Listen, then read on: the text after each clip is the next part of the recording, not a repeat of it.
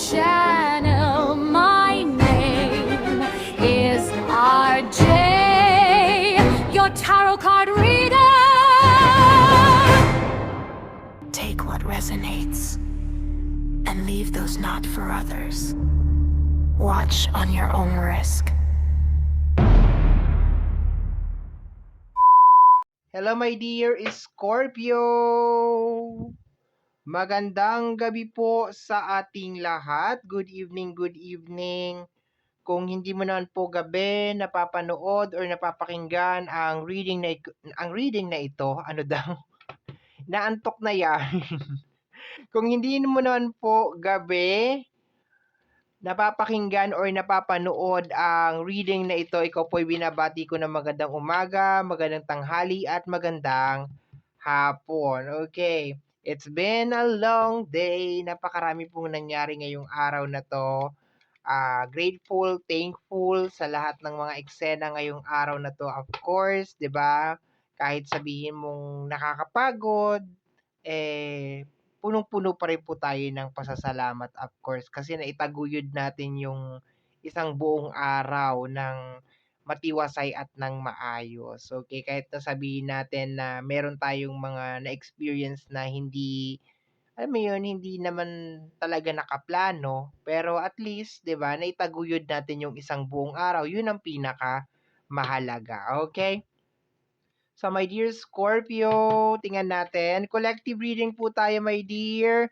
Ano ito ha? Timeless po ito. So, kahit kailan mo ito mapanood, magre-resonate ito, my dear. Hahanapin ka ng reading na ito sa tamang panahon, sa tamang oras, hahanapin ka ng reading na ito, my dear. Okay. Scorpio, let me see. Naglagay ako ng mga crystal dito sa ating table. Representation nung 4 element. Okay, we have fire, earth, air, and water. Okay? So, yan yung pupunan natin ng tarot card. Tapos, kukuha din tayo ng oracle card for clarification or additional message. Okay. So, tingnan natin, my dear Scorpio. Collective reading, Scorpio. Fire energy, 7 of Wands. Palaban. Okay. The 6 of Pentacles. Sa Earth energy, the 7 of Swords. Hindi ko nagugustuhan tong energy ng Earth energy kasi there is a tendency na meron mga nagtitake advantage sa'yo.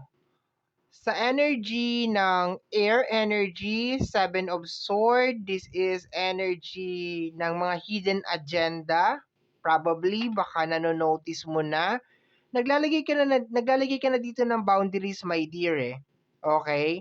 Naglalagay ka na dito ng boundaries. Tingnan natin yung water. Water energy.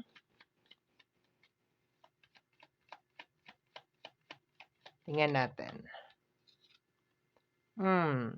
The Queen of Pentacles. Ang Queen of Pentacles is very loving, very caring, provider. Ang tawag ko sa kanya is actually taga-troubleshoot. So, nararamdaman ko, my dear, sa energy ng Queen of Pentacles, yung kagustuhan mong tumulong. Yung kagustuhan mo na mapagaan, kung ano man yung dapat na mapagaan, my dear. You want to provide, you want to give. Kaso, sa energy ng air, 7 of Sword, napapansin mo na merong mali. May abuso na energy sa earth sign, okay? And as of this moment, parang umaalma ka, okay? Clarify natin siya.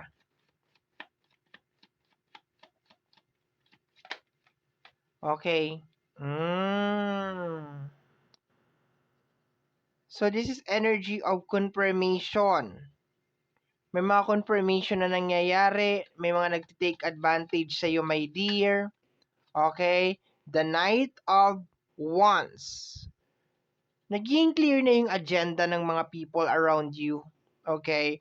Although, nararamdaman ko talaga, my dear, yung love, yung care, yung ayaw mong mahirapan. As much as possible, my dear, ayaw mong mahirapan or ayaw mong masaktan itong mga tao na ito. And ayaw mo na nakikita silang nag-i-struggle. Yun ang nakukuha ko. Pero, may nangyayari ditong off. May nangyayaring mali. May mga taong umaabuso, ginagamit ka, tinitake advantage ka.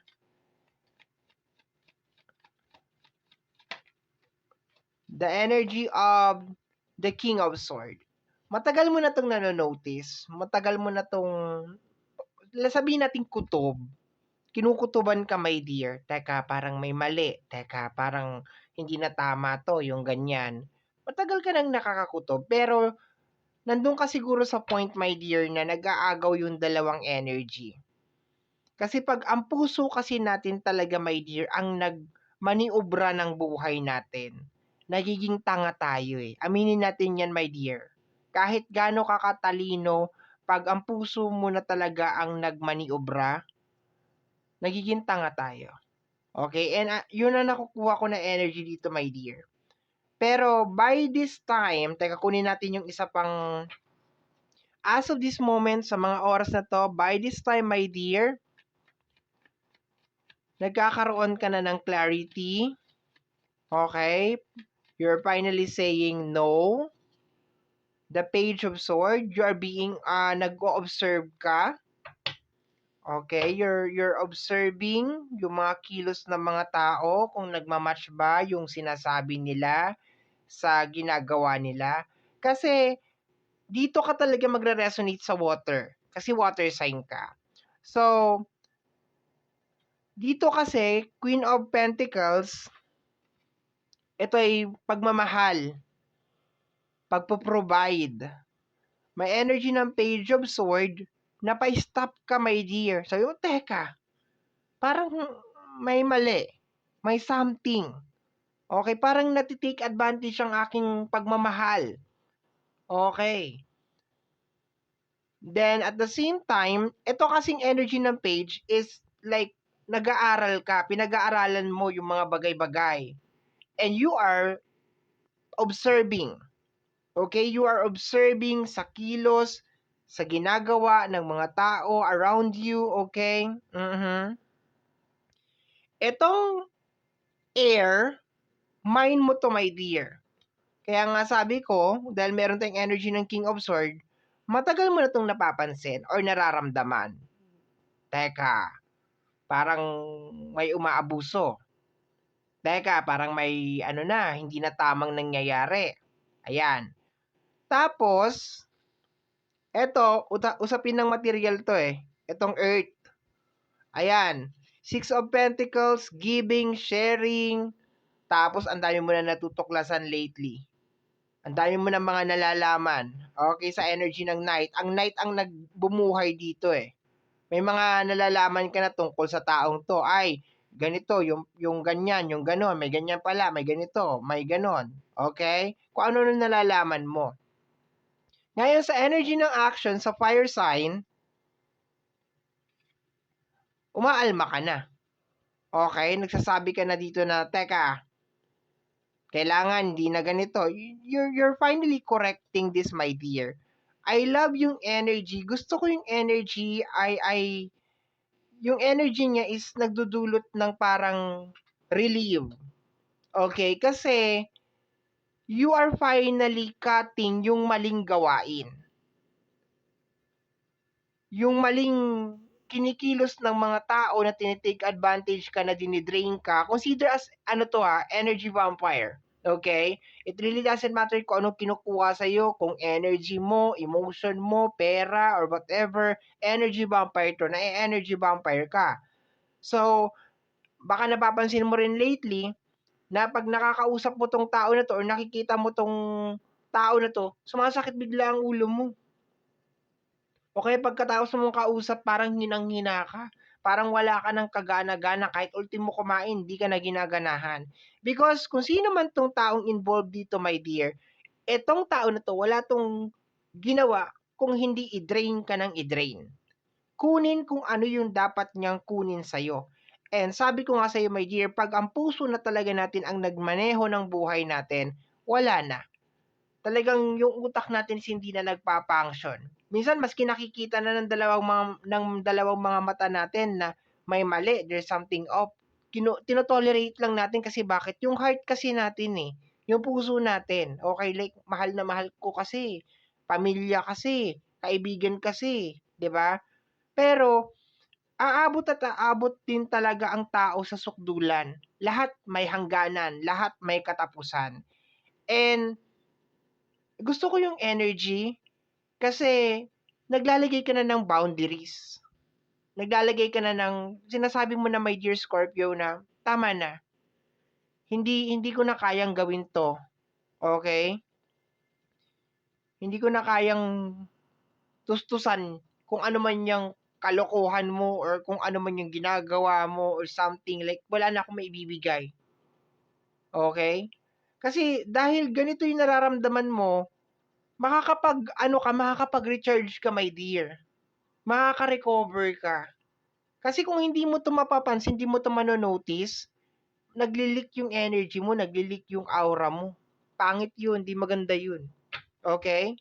So, kuha tayo, my dear, ng oracle card. Matagal na 'tong nangyayari, my dear. Like inaabuso ka, naaabuso ka.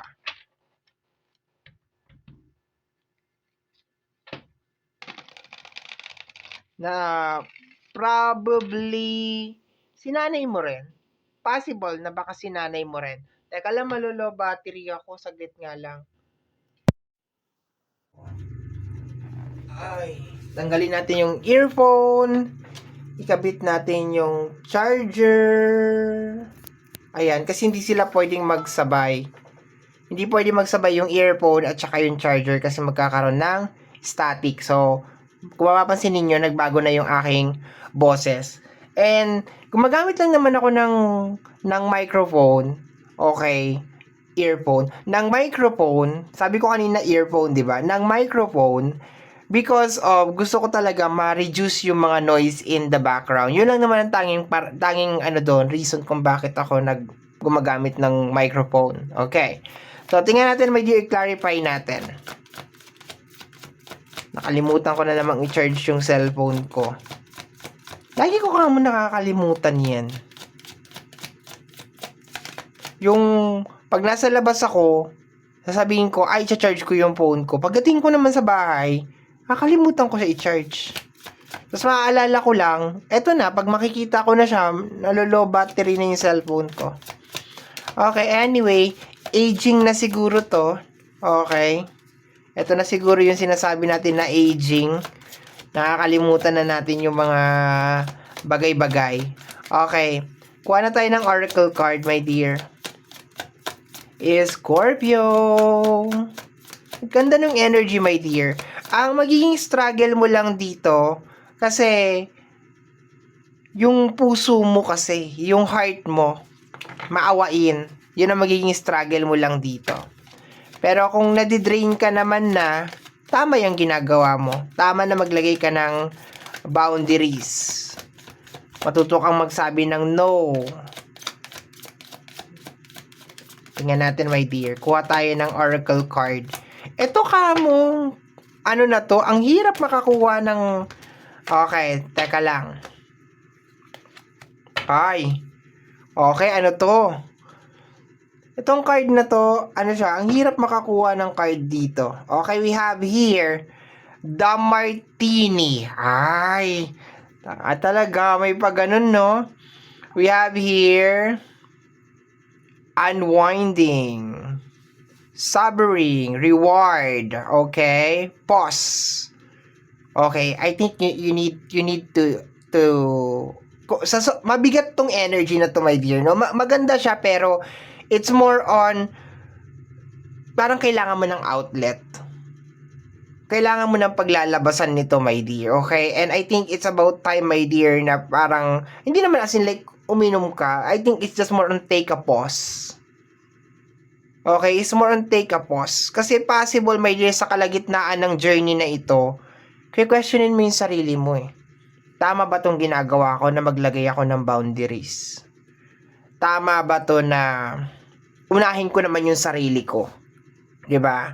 Kasi lagi na lang siya yung inuuna ko, lagi na lang sila yung inuuna ko, Tama ba na ganito yung ginagawa ko? And to answer your question, yes. Okay, lalo na kung per ilang taon mo nang ginagawa 'to. Tapos, ang masakit pa dito, my dear Scorpio, itong mga tao na 'to, they have the capacity to do something to change their life. Meron silang kakakayanan, meron silang ability to change their life, pero they are not doing it. Yun ang pinakamasakit doon. Kasi, yeah, masakit yung ganun na pakiramdam because of like, they are not even trying. They're not even trying, my dear. Yun lang yun. Like, super dependent na lang. Ganon. Okay? So, we have here the energy of Martini. Okay? So, it's more on unwinding. Okay? Hindi naman as in talagang magpapakalasing ka talaga, di ba? So, it's just more on relax. Okay? It's more on relaxing. Maybe this is the time, my dear, to relax. Okay?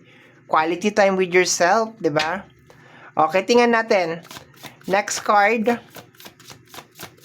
Next card, my dear.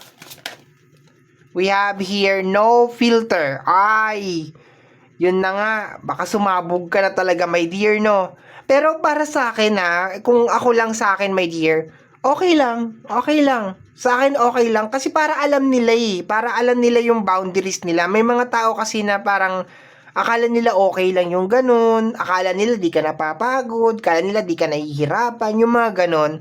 No? So, we have here the no filter na card. So, sabi ko nga, sa kalagitnaan ng process na to, baka bigla kang, alam mo yun, magkaroon ka ng mga regret na, ay, bakit ko sinabi sa kanya yun? Bakit ko ginawa yun, yung mga ganun? No? I think it's just okay. Hindi lang talaga minsan tayo sanay na parang nagsasalita Okay? Huwag ka lang magsasalita pag lasing ka, ha? Mamaya nag-inom ka ng martini tapos, diba? Nag-martini ka tapos nagyayayaw-yaw ka. Talagang ano talaga yan, no? Mas maganda kung magsasalita ka na normal ka. Diba? Hindi ka, wala kang impluensya ng alak, no? Para sa akin, para sa akin kasi, ako, on my side, ayoko talagang nagsasalita ako ng meron akong alak sa katawan kasi yung mga salita na binibitawan ko hindi siya hindi maganda, no? Hindi talaga siya good, no? So, kung magsasalita ka tapos at saka there's a certain guilt There's a certain guilt pag nakainom ka. Teka nga, may lumilipad-lipad doon, no? There's a certain guilt, my dear, pag nakainom ka, 'di ba? Pag ikaw ay teka lang. Kukunin natin 'tong lumilipad-lipad. May certain guilt pag lalo na pag nawala na yung ng alak, 'di ba, sa katawan mo, 'di ba? Parang isipin mo, bakit ko sinabi 'yun? Bakit ko kaya nawala na naman siya? Na-attract siya dun sa ating mga candle. It is a bug. Pero alam ko nangangagat yan Okay, my dear. Last card tayo. So, kinaklarify lang, my dear, ng ating no filter that you are finally saying no. Okay, nagsasalita ka na, ay, nangangagat to. I know nangangagat to, my dear. Masakit to. Sakit yan pag nangagat siya. And, ilalagay natin siya mamaya sa basurahan. Ayan. Okay. So, kunin na natin yung last card natin, my dear. Yung mga nakakapasok minsan na na-attract sila sa kandila. Mga lumilipad-lipad, mga insekto. Ayan. So, tingnan natin. Ito yung last card natin, my dear Scorpio. There are feelings of anger inside me that I need to release before I explode. Okay, kagaya na sinabi ko sa'yo, my dear, ang galing nung reading natin, no? Talagang tugmang-tugma talaga siya. Yun lang, my dear, kailangan mo siyang i-release. Okay, I think may mga tao talaga na abusado, sumusobra, and okay lang na mag-set ka ng boundaries. Yung simpleng no, yung simpleng sasabihin mo na ay, hindi na pwede to. Yung ganon. Okay na yun eh. Hindi mo na kinakailangan magpaliwanag, hindi mo na kinakailangan mag-explain. Sabihin mo lang talaga no. Okay, sabihin mo napapagod na ako. That's it. 'Di ba? Ganon, hindi mo na kinakailangan. Wag lang talaga yung nakainom ka ng martini. Wag lang yung nakainom ka. Wag lang yung nakainom ka nito ha. Kasi pag nakainom ka ng martini, patay tayo diyan, 'di ba?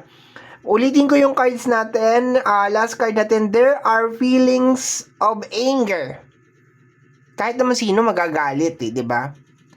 Magagalit kasi lahat ginawa mo eh. Sabi ko nga sa iyo kanina, may nararamdaman ako na meron naman silang kakayanan na ayusin yung dapat ayusin. Pero ayaw ayusin. It is a choice. Ngayon, tayo kasi may dear Scorpio, kahit anong push natin sa isang tao na gawin niya yung part niya, kung siya mismo ayaw niya, wala tayong magagawa. Ngayon, kailangan maging aware na lang talaga na hindi tayo nadidrain. And based sa energy, nadidrain ka na nadidrain. Kaya nga nakakaramdam ka ngayon ng galit eh. I need to release before I explode. Ibig sabihin, yung pagre-react mo ngayon, it is one way of releasing yung pressure. Kasi pag kinimkim mo pa siya, my dear, sasabog ka na talaga. At pag sumabog ka, 'di ba? Ayan na yung nangyayari. Ayan oh.